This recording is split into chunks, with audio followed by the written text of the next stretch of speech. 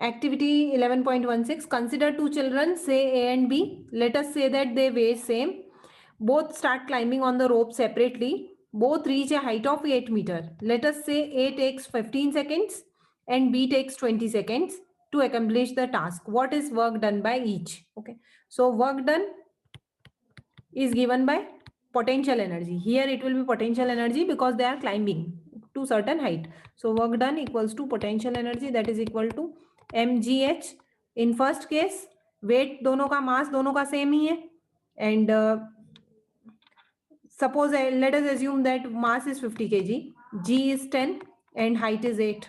So 4000 joules will be the potential energy for first, and same will be potential energy for second also, because mass दोनों का same ही है, g दोनों की value same है, height दोनों ने same ही achieve की. तो what is work done by each?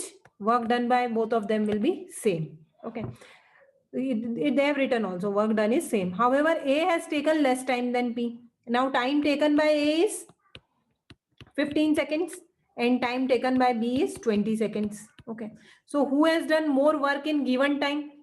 Work upon time is actually power. तो दोनों में से पावर किसका ज्यादा होगा? तो power equals to work done upon time taken. First के केस में ये होगा, तो इसको डिवाइड करोगे तो ये आएगा 266.7 वॉट. और पावर इन सेकेंड केस होगा work done upon time taken, तो ये होगा 200 वॉट. तो पावर किसका ज्यादा है? पावर फर्स्ट वाले का ज्यादा है. ओके, तो power of child a is more than power of child B because he is doing same work in less time than the second one.